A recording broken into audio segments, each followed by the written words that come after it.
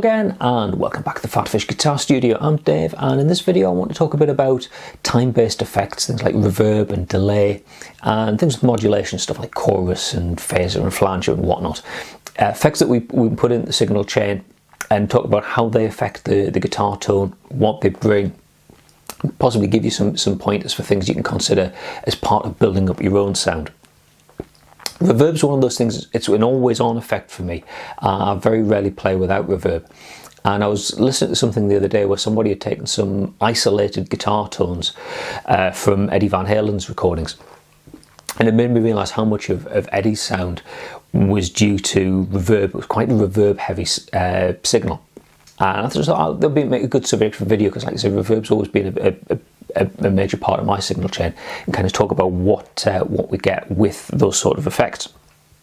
So what I've got here is a sound that I'm sort of using at the moment.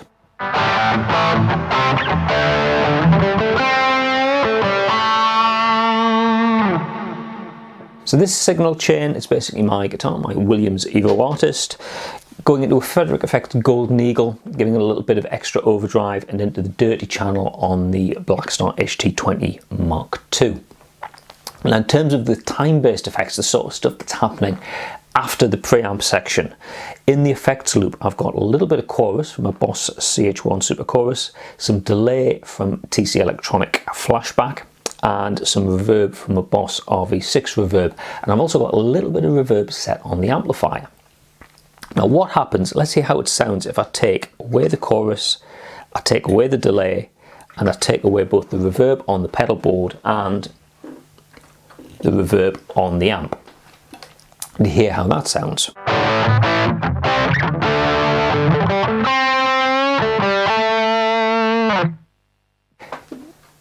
When I'm playing, it's the basic sort of overdrive sound. The voice of the guitar is the same, but for me that's got so much less depth to it, particularly when I play like the last note in a phrase. It just dies off. There's no reverb there, there's no delay to kind of fill the sound out a little bit. And what I thought I'll do is talk about how I can build that sound up and give you an idea of what part each effect is playing in the signal chain. So the reverb that I generally use comes from the Boss RV6 pedal down there on the board, but this amp does have a reverb on it.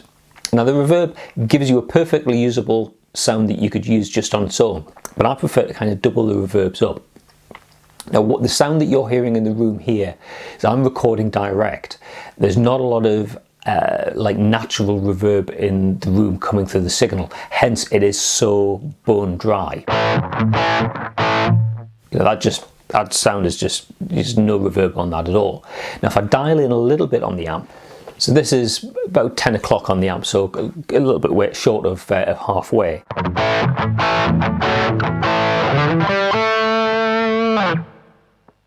Yeah, there's a little bit of reverb there. It's just making the sound for me a little bit more natural.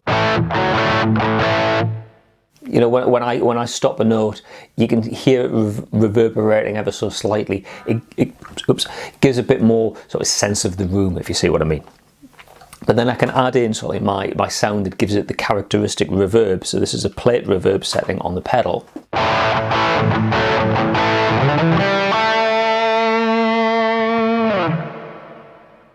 Yeah, that's starting to sound a bit more room-like. Now the other key time-based effect that I use is digital delay, which isn't taken in the form of the TC Electronic Flashback. Now if I just turn that reverb pedal off, so just on the amp reverb, this is what the delay gives me. So play a note. Yeah, you can hear it's giving me repeats. Now this is distinct to reverb, where reverb you get the echo, but then you kind of get like the echo of the echo, because it's giving you this, like the idea of the sound of a room where sound is like bouncing around all four walls, and you get a much richer sound. A delay is much more sound. So you get echo getting progressively quieter, but the echoes aren't sort of interacting with each other the way that they would with a reverb pedal. Yeah, so you just get that echo getting gradually quieter and quieter.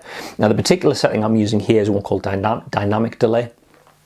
which the flashback's an incredibly flexible pedal, loads of different sounds on it, but for me the only one I really use is the dynamic delay. It kind of cuts out some of the delay signal while you're playing like runs, so you don't get the delay signal swamping the line that you're playing, but when you're playing stops, the delay signal becomes a little bit more prominent.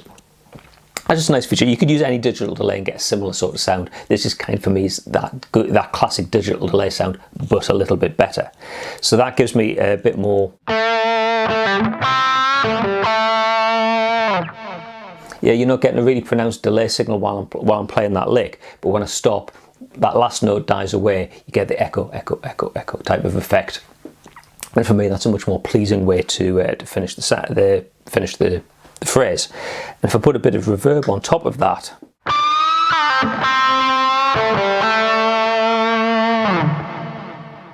yeah, that's so much fuller, isn't it, than if I played with just that little bit of reverb from the amp. Yeah, anyway, to my ears, this is all incredibly subjective. You may hate a wet signal, you may prefer something really, really dry like that. I'm just kind of giving you ideas from my perspective. This is what works for me, and possibly inspire you to try a few things in your own signal chain. Anyway, so that's the sort of sound that I generally tend to go for. Where a dry signal might work well for me is if I'm playing a really, really tight rhythm part, you know, something like a...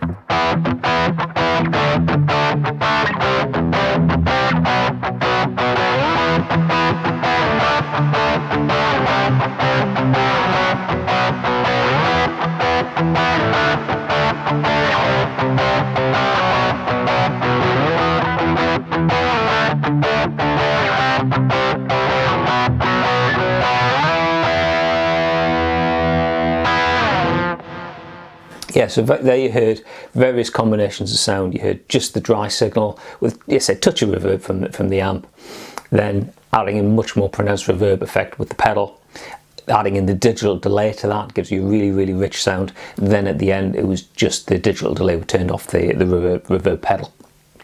So some simple effect changes there, but they give you some drastically different sorts of sounds. Now, that's one thing I can do with just purely time-based effects.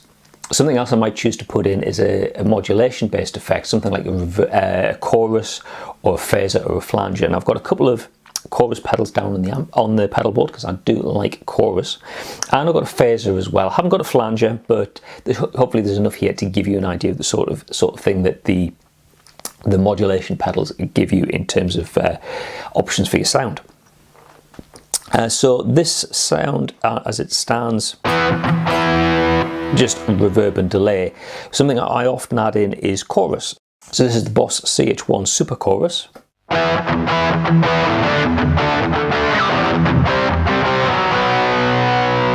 Now I've got that set pretty subtle. The depth's right the way up, but the rate's kind of pulled back quite a way, and the effect level is less than halfway, so it's not really making its presence really felt in the signal chain, but it just makes the sound a little bit more interesting. So this is with and without, with and without. Yeah, now I've got another pedal down here. I've got the Keeley Seafoam Plus, which is a bit more like a Boss Dimension C. It's like a multi-chorus. This sounds radically different.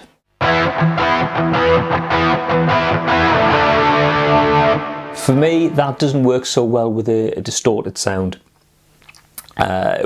Great on clean, but for me that's not a distortion sound type of chorus, particularly for playing lead lines.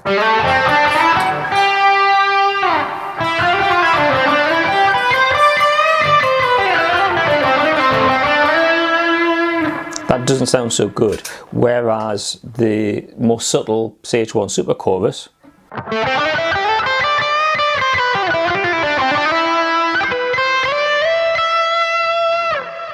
it adds a little bit of character to the sound without being so like overpowering. The other pedal I've got down here just for the heck of it is the phaser, Flatly Effects Darth Phaser pedal.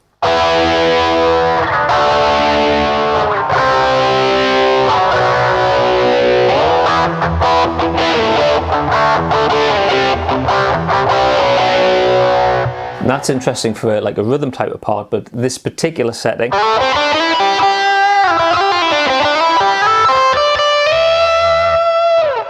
it works for lead, but it's got to be in the right context to my ears at least. Now the reason I mention like these time-based effects, where they're really useful, I think, as I say, I use the chorus, that really subtle stage 1 super chorus, to give me a bit of a lead, a little bit of extra colour on my lead tone.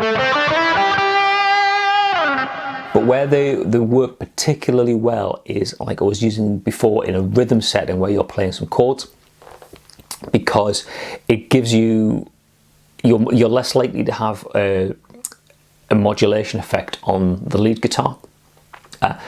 So if you've got something which is relatively wet with some modulation on as your rhythm part, and then something without the modulation as your lead line, it just gives you a bit more contrast, a bit more separation between the two. So it helps just to separate the rhythm guitar and the lead guitar in the mix. Particularly important if you're somebody who does all their own recording and you're playing all your own guitar parts. You know, if you've got different guitarists, there's the thing, you know, the tones in the fingers, your guitar sounds in your fingers. So each guitar player will impart their own tone just because of them. But if you're playing all your own parts, then your personal sound, the sound that comes from you, will be prevalent in all of your rhythm parts, your lead parts. So you need something to help give it a bit of separation. So you can do things like play using different guitars or different amp settings, but another option is to think about having something relatively modulated, perhaps as your rhythm part, and possibly splitting it in the stereo spectrum. So using like just panning your chorus effect left and right, give you a big stereo sound, and then have the drier lead tone right in the middle. That's always an option. Things like that you can do. So what I would suggest you do is experiment and find sounds that work for you. That's just a few ideas, the way that my particular pedal board is set up, the sort of tones that I'm going for at the minute. Now, I've played a few little examples there. What I thought would be useful to do is actually let you hear those sort of things in the mix. What I'll do is I'll fire up a jam track, play some stuff over the top of it, and underneath give you some information about what effects are being used in each case. And I'll let you draw some conclusions for yourself about what you think sounds good or bad, and hopefully will inspire you to set up your own signal chain and experiment with bringing in different effects to get your own guitar sounding as good as it possibly can.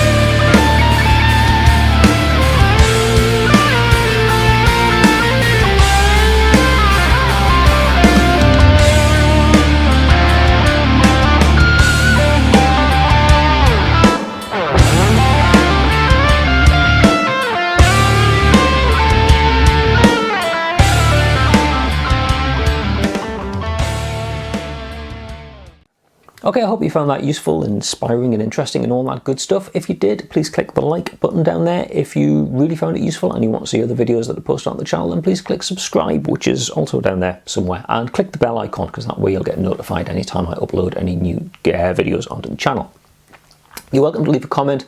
I don't always get notified by YouTube when people leave comments, though, so if there's something specific you want to ask me, whether it's about guitar gear, guitar playing, music theory, anything at all, you're better off going here, fill that form in, send your question in, and that way I'm guaranteed to see it and I can get around to answering your question in a future video.